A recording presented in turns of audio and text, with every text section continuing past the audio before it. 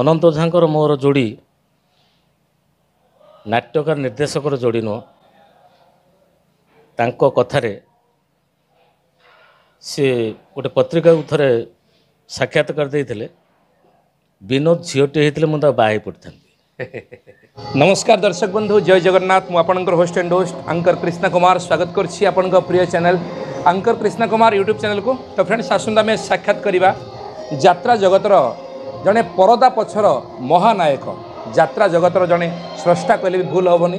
अतीत में अनेक सारा नाटक आमे तांको पाखरु देखिछंती आउ तांको नाटक भल पाबा देइछंती। से आउ केही नंती आपनकर प्रिय, मोर प्रिय, यात्रा जगतर प्रिय, यात्रा जगतर लिटिल मास्टर विनोद राउत। विनोद सार को साक्षात करवा।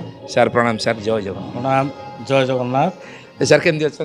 बहुत भल अच्छी। सब प्रश्न करे स्वास्थ्य अवस्था आपंकर केमती अच्छी? वर्ष को भल अच्छी। बर्तमान चली यात्रा मौड़मणि शिवानी गणनाट्य आपंकर प्रथम नाटक, तो कौन कहवाई चाहिए यात्रा प्रेमी मान प्रथम? मोर ओडिशार अगणित यात्रा प्रेमी मान ए वर्षर शिवानी गणनाट्यर ये जो नुआ नाटक 2K2 ये मन में आपण मानकर प्रश्न आसतु 2 दिन 6 केमती है? गोटे नुआ प्रकार चिंताधारा नि जाइए। 2 दिन केवे 6 नुह, यहाँ छोट पिलाठू आरंभ कर बुढ़ा जाए समस्ते जानते। गोटे अलग प्रकार पदक्षेप नि जाउछि 2 दिन 6 नाटकटी को आपण मानक भेटी देवाई। आपण मैंने देखि सारा पर अनुभव करेंगे कौन 2 दिन 6 यहाँ हूँ नाटकर। ये कहबी कहीं नाटक संपूर्ण होनी। नाटक संपूर्ण होगा आहरी किछ दिन बाकी अच्छी। नाटक सरला परे जो माने शिवानी गणनाट्य आखड़ा शालर पाखापाखि अंचल लोक से भी अनुरोध करछि आसंतु नाटकटी देखंतु एवं ओडिशार समस्त जनसाधारण को लिटिल मास्टर अनुरोध करुछि ए नाटकटी देखिया थरुटी चेष्टा करंतु। सर आपण ना पूर्व जो टैगलाइन लगी, जो डेजिनेशन लगी लिटिल मास्टर समस्तंकर प्रिय, तो एते प्रिय पात्र हवा पछर पुणी थे आम अतीत को फेरवा पुणी से पृष्ठा को दोहरवा, यही टैगलाइन पछर राज कौन? टैगलाइन जो लिटिल मास्टर सेटा हूँ मु निजे करिनी। जो समय वर्ल्ड कप मैच चली 93-4-5 या भितर से समय तेंदुलकर लिटिल मास्टर थिले। तापर से मास्टर ब्लास्टर एमती बहुत सुनाम अर्जन करछंती। से समय से लगातार 2टी सेंचुरी मारथिले, जो खबर कागज क्रीड़ा पृष्ठ बाहरला लिटिल मास्टर को कमाल। ठीक से समय मोर 3टी नाटक सुपरहिट होता। पार्वती गणनाट्यर बाजीगल दस नाई, शिवानी गणनाट्यर मेघ बरसला टुपुर टुपुर एवं गायत्री गणनाट्यर माणिको के माइला माड़ 3टाक सुपरहिट होता। तेणु यात्रार आर्टिकल से नुआ कर लेखा जाए संवाद पेपर रे। श्रीमान श्रीजुक्त भरत चंद्र बारिक प्रथम कर यात्रा को मीडिया माध्यम आनी सी देखिले क्रीड़ा पृष्ठ लिखुं जड़े ये लिखिले नाटक पृष्ठ लिटिल मास्टर मो नाटी देदेले। तेणु से दिन ठार लिटिल मास्टर रहीगला कि ना। से लिटिल मास्टर जो पदवी मिलला, तो या पछर श्रेय किए पाइबे? श्रेय पाइबे भरत बारिक सांबादिक। सबुठ श्रेष्ठ श्रेय मो ना पछर जो नाटा जोड़ा है मु जोड़नी, जी जोड़ी से ही पाइबे। सर नाटक को आप जीवंत रूप दियंती, नाटक छुआ होगी आसे कि आप सजाड़ी जो सुंदर भाव अलंकृत कर दियंती, कलरफुल हो जाए आ मंच पूरा दुलुके। तो यही सब जो आपंकर संघर्ष आउ सफलता ये जो व्यवधान विषय कौन कहना चाहिए? तो नाटकटे निर्देशक हाथ को आसे माने मो हाथ को आसे, मु भावे यहाँ नाटक नुह, ये आम ओडिशार पानी पवन कथाटी।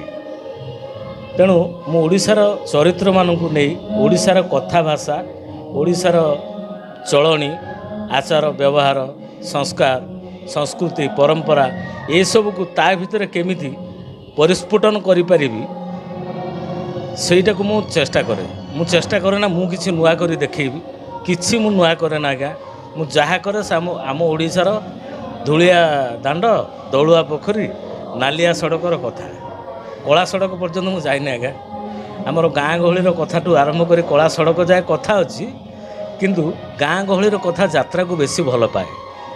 ଯାତ୍ରା ପ୍ରେମୀମାନେ ବେଶୀ ଭଲ ପାଆନ୍ତି ମୋ ଘରର କଥା, ମୋ ମାଟି ହାଣ୍ଡି, ମୋ ମାଟି ଘରର କଥା, ମୋ ହାଣ୍ଡିଶାଳର ମହକ, ମୋ ଚାଳ ଉପରେ ଉଠୁଥିବା ଧୂଆଁ, ମୋ ସାଇ ବୋଉମାନଙ୍କର କଖାରୁ ତରକାରୀ ଦିଆ ନିଆଁ, ବାଡ଼ ଉପରେ ମାଡ଼ିଥିବା କଖାରୁ ଡଙ୍କ, ଗାଁର ବୋହୂଟିଏ ନଈରୁ କାଖରେ କଳସୀ ଧରି ଓଦା ସରସରେ ପାଣି ଧରି ଫେରୁଥିବାର ଦୃଶ୍ୟ, ଗୋଧୂଳି ବେଳାରେ ଗୋରୁମାନେ ଗାଈ ପଲ ଗାଁ ଭିତରକୁ ଫେରୁଥିବାର ଧୂଳିଉଡ଼ା ଦୃଶ୍ୟ ଏବଂ ସକାଳେ ଶୀତୁଆ ସକାଳରେ କଅଁଳା ଗଛର ହମାରଡ଼ି ସାଇ ଭାଇ ମିଶି କାଠ ଜାଳି ନିଆଁ ପୁଇଁବାର ଦୃଶ୍ୟ, ଏଇସବୁ ମୋତେ ସବୁବେଳେ ପ୍ରତିବିମ୍ବିତ କରେ ମୋ ମନ ଭିତରେ।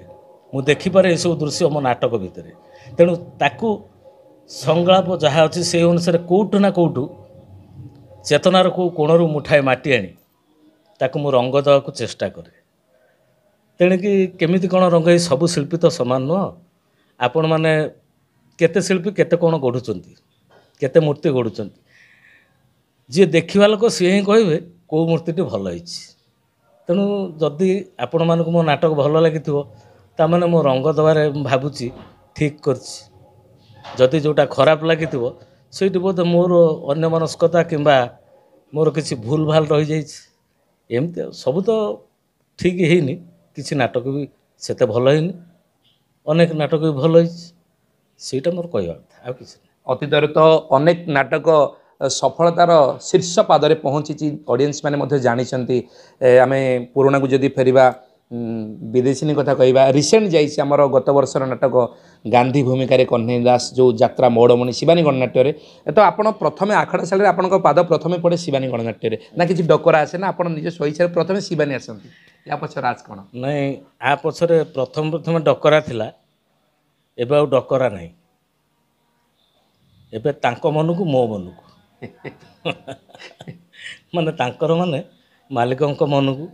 କେବଳ ଶିବାନୀ ନୁହଁ, କୋଣାର୍କ ଗଣନାଟ୍ୟ ବି ସେଠି ଡକରା ହୁଏ ନା, ଏଗ୍ରିମେଣ୍ଟ ହୁଏ ନା ଯେ ନାଟକ ଆର ବର୍ଷକୁ କରିବେ ଆପଣ, ଆମର ଏଇ ନାଟକ କରିବେ, ସେମିତି କିଛି କଥା ହୁଏ ନା। ନାଟକ ହେଉଛି ହେବ ଆଉ।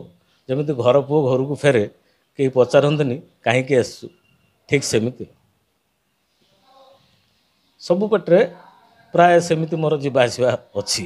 ଚଳିତ ବର୍ଷ କିନ୍ତୁ କେଉଁ ଅନୁଷ୍ଠାନରେ ଆପଣ ଯାତ୍ରା ନିର୍ଦ୍ଦେଶନ ଦେବା ପାଇଁ? ଏ ବର୍ଷ ହେଉଛି ଶିବାନୀ ଗଣନାଟ୍ୟ ପ୍ରଥମ, ଦ୍ୱିତୀୟ ହେଲା ଶ୍ରୀଯୁକ୍ତ କିଶୋର ଚନ୍ଦ୍ର ମିଶ୍ରଙ୍କର ଯାତ୍ରା ଶ୍ରୀ ବିଶ୍ୱ ଦରବାର, ତୃତୀୟ ହେଉଛି ବାଲିଆପାଳର ସିଂହ ବାହିନୀ, ପାଢ଼ୀବାବୁଙ୍କର ସିଂହ ବାହିନୀ, ତାପରେ ଚତୁର୍ଥ ନାଟକ ଏପର୍ଯ୍ୟନ୍ତ ଡିକ୍ଲାର ହେଇନି, କହିବି ସେଟା। 4ଟି ନାଟକ ଆପଣ ଆଜ୍ଞା ପ୍ଲାନିଂ ରଖିଛନ୍ତି। ତ ଯାତ୍ରା ସିଂହ ବାହିନୀର ନାଟକର ଶୀର୍ଷକ କ'ଣ ରହିଛି? କାନ୍ଦ ନାଟିକି ବୋଉ ମାରିବ, ରାଇଟର ଦୀପକ ଜେନା। ଦୀପକ ସାର୍ଙ୍କର। ତ ଗୋଟିଏ ରାଇଟର ସହିତ ଆପଣ ମାନେ ଭାବବନ୍ଧନରେ ବାନ୍ଧି ହେଇଛନ୍ତି, ନା କିଛି ଗୋଟେ ଅନୁବନ୍ଧିତ ଥିଲା ଭଳି? ନାଇଁ, ସେମିତି କିଛି ନାହିଁ। ଯେତେବେଳେ ପଡ଼ିଆକୁ ଓପନର ମାନେ ଓହ୍ଲାନ୍ତି ଗୋଟେ ଫିକ୍ସ ହେଇଯାଏ, ଏଇ ଓପନର ମାନେ ଓପନର ଏଇ ଦୁଇ ଜଣ ଠିକ୍ ଖେଳିପାରୁଛନ୍ତି। ତେଣୁ ଓପନିଂ ପାର୍ଟନରସିପ୍ ଗୋଟେ ତିଆରି ହେଇଯାଏ।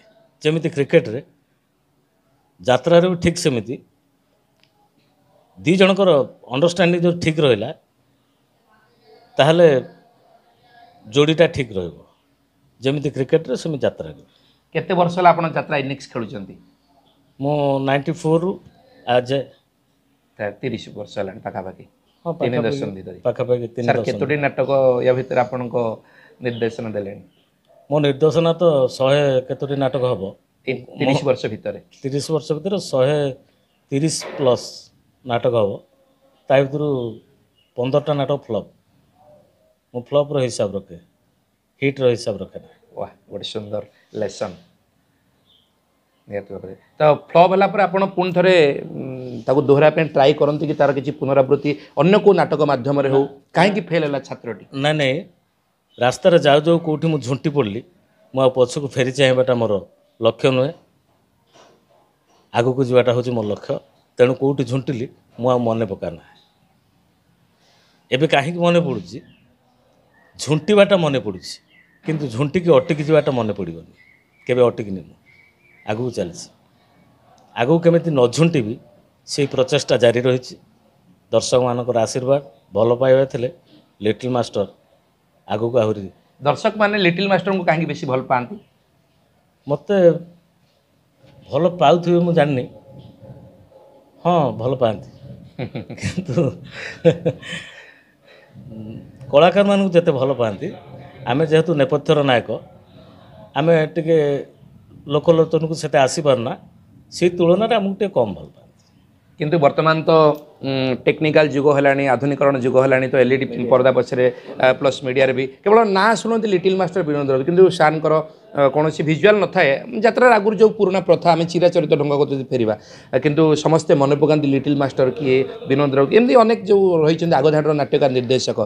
ତଥାପି ଆପଣଙ୍କ କେଉଁ ଛାତ୍ର ଆଜି ଯାତ୍ରା ଜଗତରେ ନିଜର ନାଁ ତିଆରି କରିପାରିଛନ୍ତି ବା ପ୍ରତିଷ୍ଠିତ ହୋଇପାରିଛନ୍ତି? ରାଇଟର ଡିରେକ୍ଟର କଥା ମୁଁ କହିବି। ସେମିତି ରାଇଟର ତ ଅନେକ, ନାଟ୍ୟକାର ଅରୁଣ ବାରିକ, ନାଟ୍ୟକାର ମଳୟ ରାଉତ, ନାଟ୍ୟକାର ସନ୍ତୋଷ ପାଢ଼ୀ, ନାଟ୍ୟକାର ସୁକାନ୍ତ ମଲ୍ଲିକ, ନାଟ୍ୟକାର ସତୀଶ ସ୍ୱାଇଁ, ନାଟ୍ୟକାର ବାସୁଦେବ ଜେନା, ନାଟ୍ୟକାର କୃଷ୍ଣଚନ୍ଦ୍ର ପାତ୍ର, ନାଟ୍ୟକାର ସୁଶ୍ରୀ ହରପ୍ରିୟା ଓଝା, ସ୍ୱର୍ଗତ ଅନନ୍ତ ଓଝାଙ୍କ ପତ୍ନୀ, ଏବଂ ମନେ ପଡ଼ୁନି ସବୁ।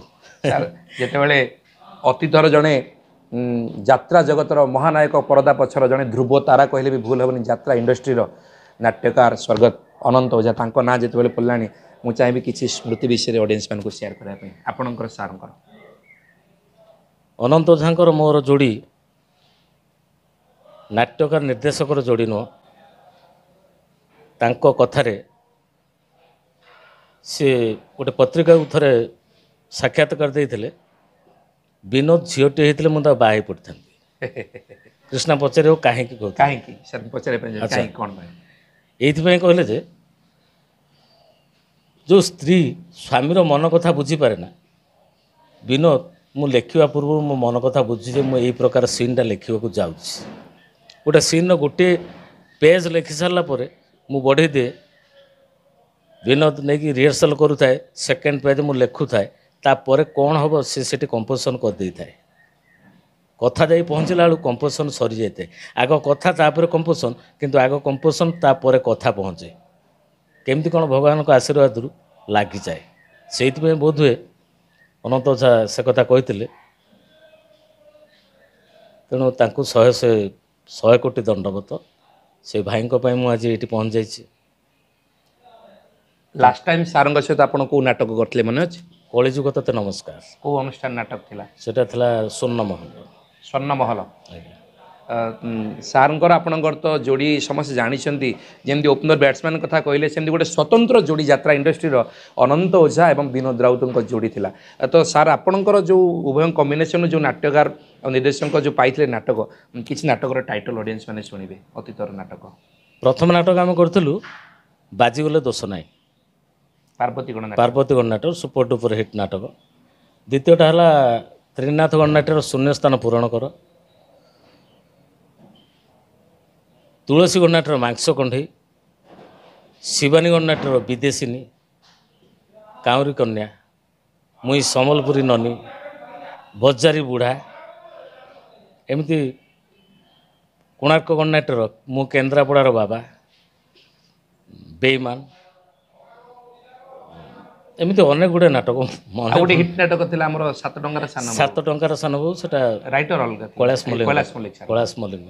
ଆଉ କୈଳାସ ସାର୍ଙ୍କ ସହିତ ଆପଣଙ୍କର ବର୍ତ୍ତମାନ ନାଟକ ଚାଲିଛି କି? କୈଳାସ ସାର୍ଙ୍କ ସହିତ ବି ମୋର ଭଲ ସମ୍ପର୍କ ସେ ସମୟରେ ଥିଲା ଏବଂ ଭଲ ନାଟକ କରୁଥିଲୁ ବାରମ୍ବାର। ଗୋଟେ ପଟରେ ଅନନ୍ତ ସାର୍, ଗୋଟେ ପଟରେ କୈଳାସ ସାର୍, ମଝିରେ ମୁଁ। ଉଭୟ କେତେବେଳେ କାହା ତ ଆପଣଙ୍କୁ ଟାଣିକି ନିଏ? ମ୍ୟାକ୍ସିମମ୍ ଟାଇମ୍ ନା ଦୁଇ ପଟୁ ଟାଣିଲେ କ'ଣ ହେବ? କେତେବେଳେ ଡାହାଣ ହାତ ଅନନ୍ତ ଓଝା ଧରିଥାନ୍ତି, କେତେବେଳେ ବାଁ ହାତ କୈଳାସ ମଲ୍ଲିକ ଧରିଥାନ୍ତି, କେତେବେଳେ ଦୁଇ ଜଣ ଯାକ ଦୁଇ ହାତକୁ ଧରିଥାନ୍ତି, କିନ୍ତୁ ଗୋଟେ ଆଡ଼େ ଯିବାକୁ ପଡ଼େ। କେବେ ସାର୍ ଇଚ୍ଛା ହେଇନି ନା 3 ଜଣ ଏକା ସାଙ୍ଗରେ ଯାଇକି ଗୋଟେ ସ୍କ୍ରିପ୍ଟ ତିଆରି କରିବା ପାଇଁ? ନା ସେମିତି କିଛି? ନାଇଁ, ସେମିତି ଦୁଇ ନାଁରେ ଗୋଡ଼ ଦେଲେ ମଣିଷ ବୁଡ଼ିଯିବନି।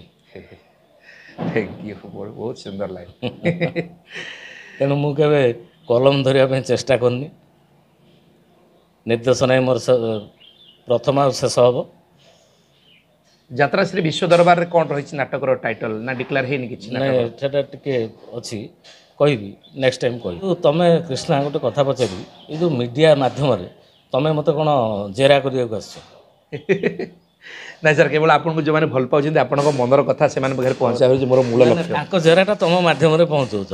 ନା, ଆକ୍ଚୁଆଲି କାହାର କିଛି ସଜେସନ୍ ମୋତେ କରନ୍ତିନି କେହି ବି। ମୁଁ ମନକୁ ଯାହା ଆସେ ଜଣେ ଛାତ୍ର ହିସାବରେ, ଯେହେତୁ ମୁଁ ଆପଣଙ୍କର ଜଣେ ବଡ଼ ଫ୍ୟାନ୍, ଆଉ ମୋ ଭୟ ଯେତିକି କରେ ମୁଁ ହୃଦୟରୁ ଭକ୍ତି ସେତିକି କରେ, ଭୟ ମଧ୍ୟ ଲାଗେ। ତମ ମନ ଭିତରେ ଯାହା ଆସୁଛି ମୋ ଦର୍ଶକ ବନ୍ଧୁମାନଙ୍କ ମନରେ ସେୟା ବୋଧେ ଆସୁଥିବ, ନହେଲେ ତମ ମନକୁ କେମିତି ଆସିଲା? ମୁଁ କମେଣ୍ଟ ପଢ଼ିକି ସାର୍ କୋଶ୍ଚିନ୍ କରେ।